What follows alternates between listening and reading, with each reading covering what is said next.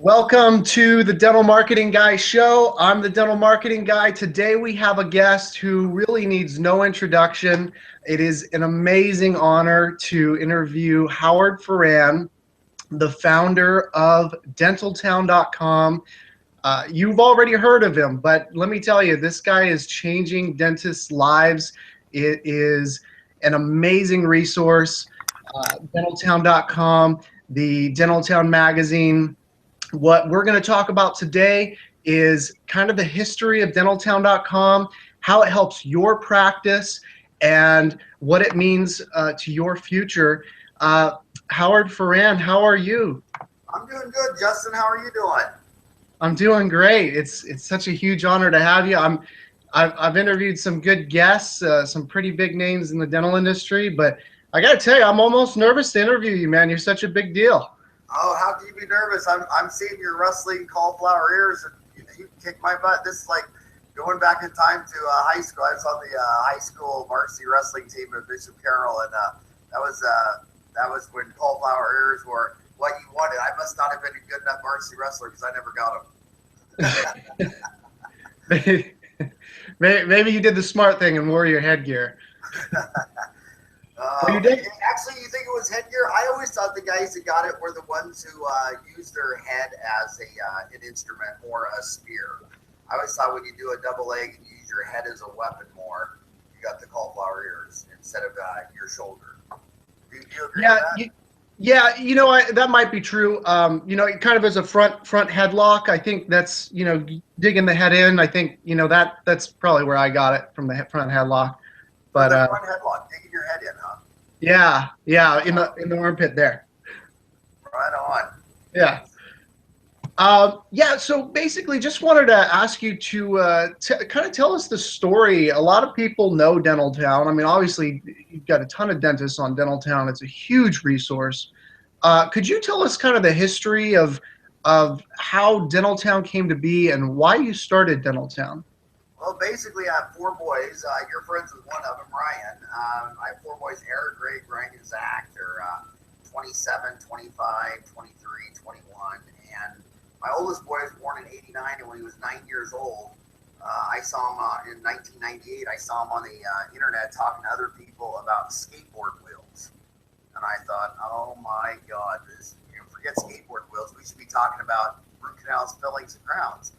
And what I used to have a big problem with is I'd come home from work and I'd try to disengage from work and engage my four boys.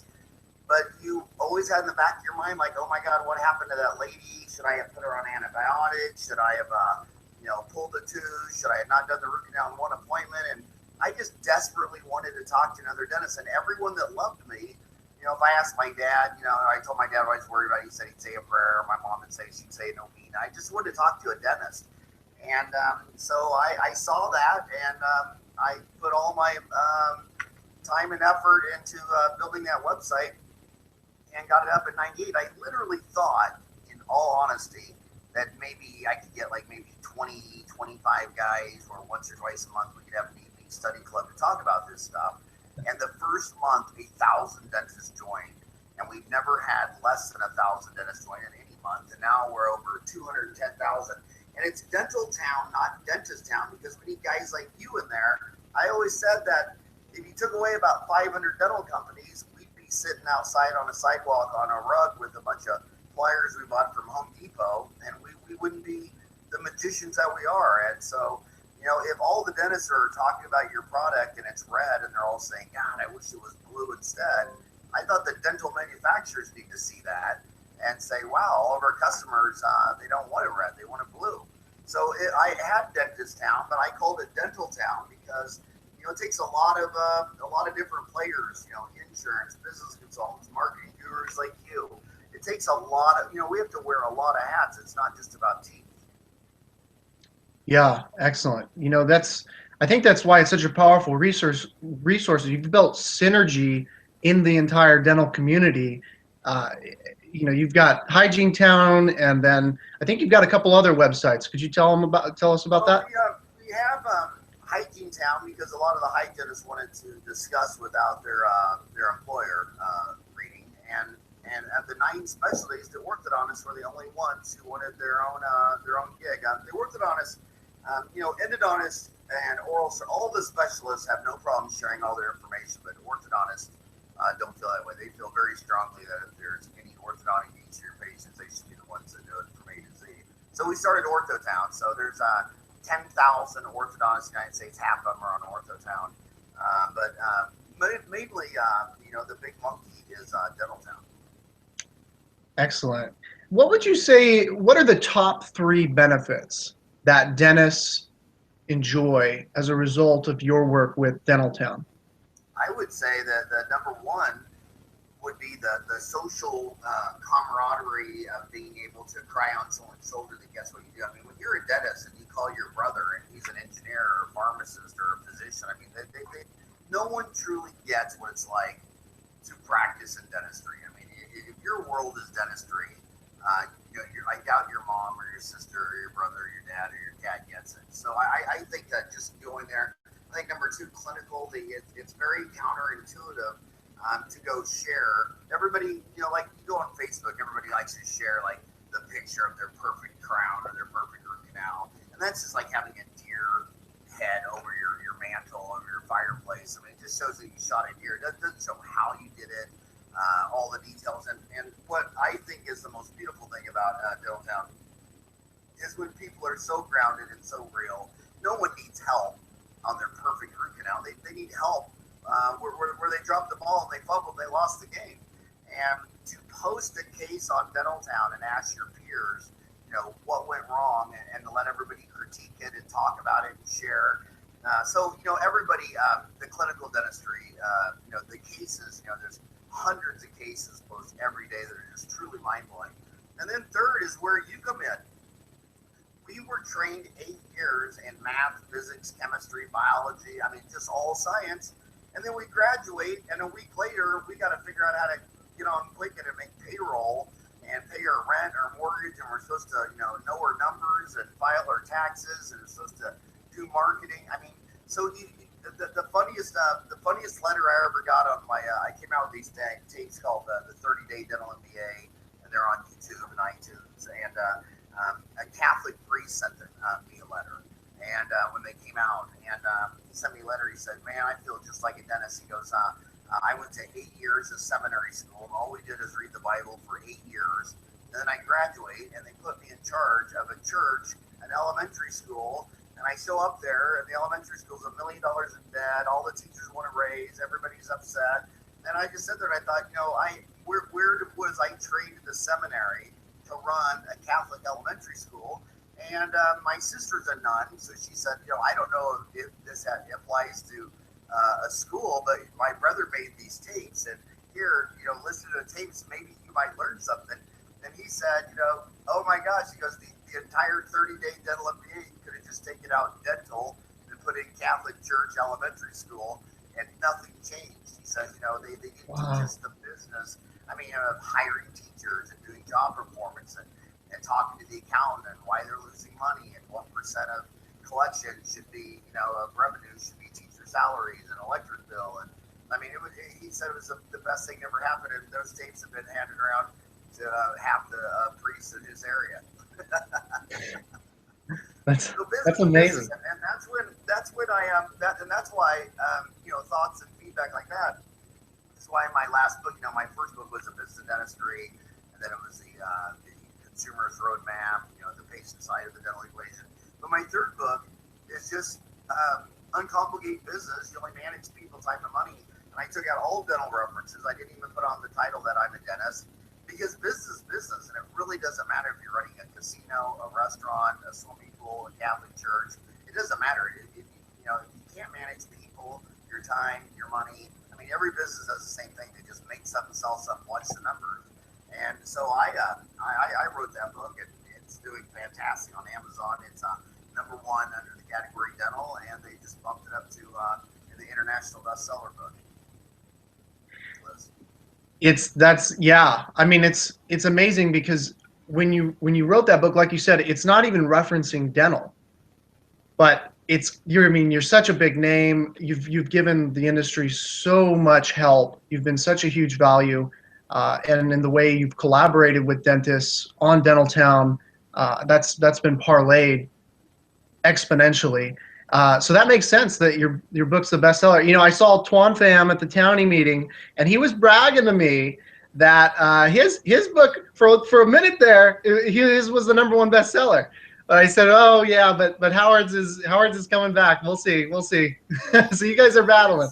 He is an amazing man. I mean, when you think about dental leadership in dentistry, I mean, he's the kingpin. He's the #1, and that's something where kids walk out of school and they're trying to do the perfect crown and the perfect bite, the perfect impression, and then the next day, I mean, it's still, some of them takes years before they even realize they have to be a leader for their team. They never thought when they signed up for dental school that they were going to be the head coach and have 5 to 10 to 50 people working for him, and he just and he had that exact problem. What's interesting with Twan is he actually had that problem too, so he dove into it, and by the time he figured it out, he said, I can really transfer all the years of pain and suffering and knowledge that that I gathered. And Twan says I can teach it to you rapidly, and he's been doing very well with his program. And it's just there's just there's just so many hats you have to wear in dentistry, and dental school can't prepare you for that. Only life can. Yeah, speaking of the Townie meeting, I mean, talk about some amazing speakers. I went out there. I saw John Nasty. I thought he was incredible. He's a wrestler too. He he gave a reference to, he had some quotes from some wrestlers. It was pretty amazing. His presence on stage. So the next Townie meeting. So that was pretty cool at the Cosmopolitan this year. We just had it. The next Townie meeting. When is the next Townie meeting? It's next year, same time in Caesar. It's Caesar's Palace. It'll be next April in Caesar's Palace.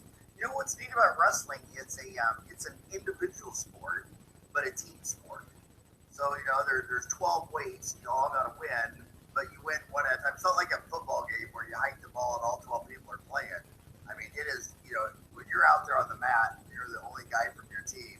It is a very individual sport, but it has that team camaraderie, and that's kind of a lot of like dentistry. I mean, when you're in that dental office, you're alone. You are the dentist. You're the one working on that tooth. But if you step back, there's 12 people in that weight class, and you need your assistants and your hygienists and your receptionists and all your suppliers and the whole. I think it was very good. And I started all my boys in it when they were 5, and they all did it for over a decade. And I think it's very good personal growth development. What would you say? What drives you, Howard? I mean, you do so much for the dental industry.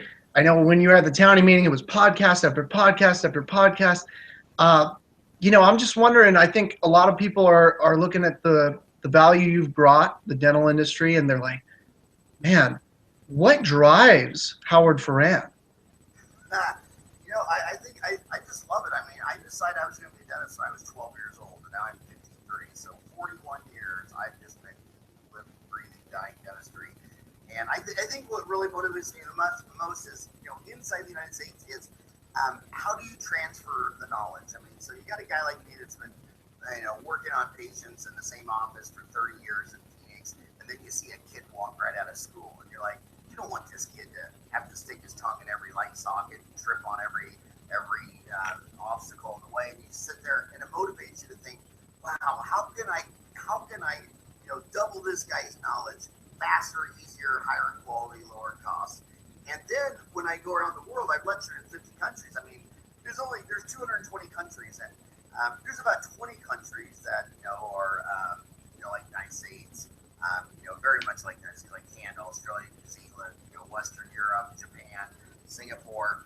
But there's like 200 countries that are not like that at all, and there's 50 countries on the bottom to where the dentistry is got a long way to go. And what's got me most excited, at first was that internet in 1998, and then we added like online CD in 2004, and then that internet jumped into the cell phone in 2008 with a little guy named Steve Jobs, and now you go to Tanzania, and I got that Dentaltown app, and those courses are on the phone, and you meet this little beautiful Tanzanian dentist, and she's Muslim, Islamic, and she's all in her garb, and she's sitting there holding her iPhone, listening to the latest online CD courses, and you see the sparkle in her eye, and she's all excited. And there's no way she could afford in Tanzania and Ethiopia and Namibia to jump on an airplane and fly to the Townie meeting. Even if she did, that would only be for 4 days, one time in her life. She's going to practice for 4 decades. And so I'm just so excited about the internet, getting it into the cell phone, YouTube, Wikipedia. And this is going to be a game-changing century. I think 2008 was pretty much the dawn of civilization, because when that, the mainframes were for the rich Fortune 500 companies. The personal computer was really only rolled out to basically, the rich 20 countries. And now every kid on earth either has a smartphone, or someone in their hut has a smartphone. And if this is, in 1880, 80% of the planet couldn't even read or write and were illiterate. And now when I was born in 62, we got our first encyclopedias when I was 10, so that was 72. They were published in 52. So my first internet was these 20 encyclopedia books from A to Z, 24, that were 2 decades old. And now that little kid in Tanzania, when he gets his smartphone, he goes to his encyclopedia, Wikipedia, and it's 51 million pages long, and it's completely up-to-date edited the instant he logs on. So this is going to be the genius century. I mean, the last century was, world wars and depressions and the Spanish influenza. It was a tough century. I mean, imagine the next century when everybody's literate, when everybody has access to information, when everyone can read or write, when anybody can hear something from their buddy and say, "Are you sure that's right?" and then go to Google and then find out on Wikipedia that it was only half right. There's more to the story. And I mean, so this is going to be the most exciting century we've ever had since the caveman. Yeah, I think you're right. I mean, this is, like they call it, the information age. It's amazing. And all knowledge is going to go to zero cost and affordable to everyone. I mean, I don't even get the college value proposition anymore. You go pay some university $30,000 a year for 4 years to sit in some brick and mortar building to listen to some geek talk for an hour and write a test on paper. That all the time of that would have been far better spent just surfing YouTube on any subject you're interested in. Yeah, and I think it's changed the way we consume entertainment, and it's changed the way we educate ourselves. You're definitely right about that. When I was little, Mom, everybody called the television the idiot box. And for the most part, it was the idiot box. And now now television for kids under 25, the viewership of television has dropped almost to the floor. About the only people watching TV are over 50. I think the average age of someone watching CNN or Fox News is now over 60. And you see these kids, and they're watching YouTubes and documentaries on all their subjects, and they're just so, I got a son, Greg, that's into history. I mean, holy moly, does that kid know history. And it's all from just sitting in a chair, listening to YouTube documentaries. Yeah, definitely. And, and the internet has caused dentistry, the average solo practitioner or private practice is able to put out that information way more efficiently. I mean, if you've got a YouTube video, you're ahead of the curve. If you've got a professionally crafted YouTube video, that's basically just like this podcast, just like when you do your podcast, you're putting yourself out there. It's automated. It's automated. People know you, Howard, and you've never met them, but they know you, so they can go to your practice and they feel like they know you. Oh yeah, I recognize you. People coming up to me at the Townie like, "Oh, you're the dental marketing guy." Like I've never met this person, but that's the thing is, in dentistry, if people know, like, and trust you, they're more likely to accept treatment. And so in this internet age, to put yourself out there on video or even just photography, and it's just amazing how much patients will trust you when it's all automated. I mean, you don't have to be there.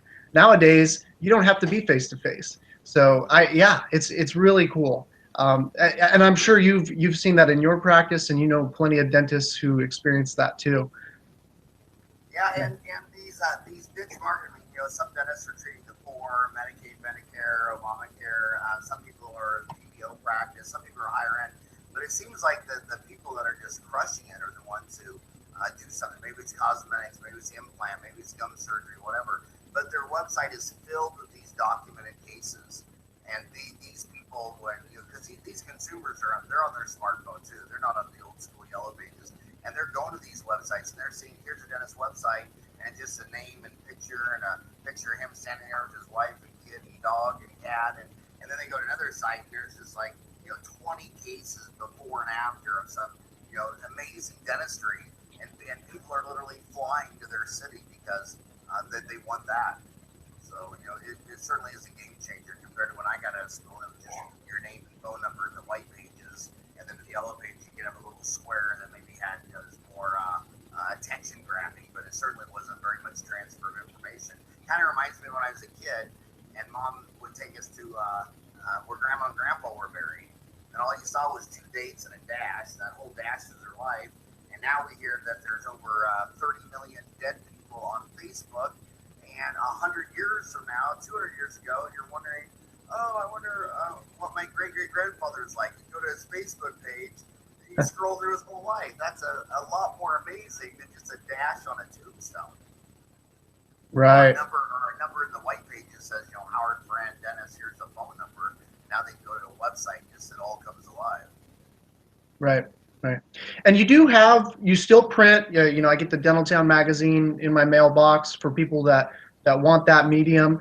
But probably the internet is where things are going with Dentaltown. I'm guessing. Maybe you can tell me what's next for Dentaltown. Oh, Dentaltown, we started the print in 94, and everybody who says print, everybody that says print is dead is crazy. What's changed on print is people aren't going to pay for a newspaper if they go to Google News for free, so that just comes to price. But when you mail someone a magazine, they're still a monkey. They still pick up a magazine, sit in their big rocking chair, and like to read it. We came out with we put it online in 98.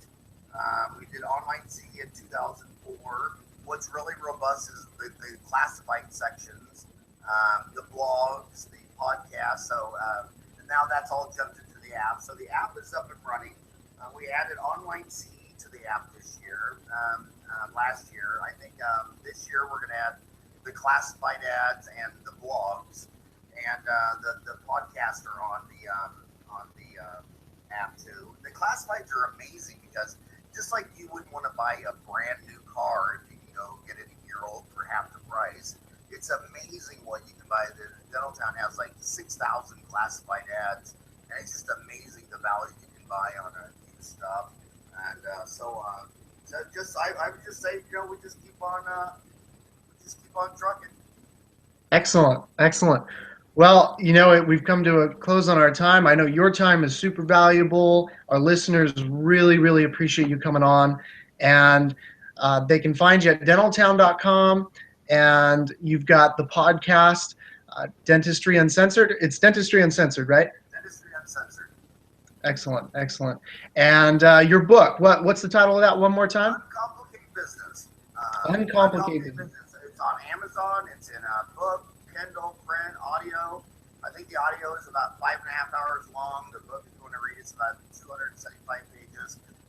The secret to writing is rewriting. I wrote that thing. I rewrote it. I wrote it again. And it's just the most clearly succinct way to transfer what I learned in half a century in an MBA in business to you in 5 hours. So that was my goal. Excellent. Cool. Well, hey, thanks for coming on the show, Howard. To our listeners, if you have any questions, I'm sure you will.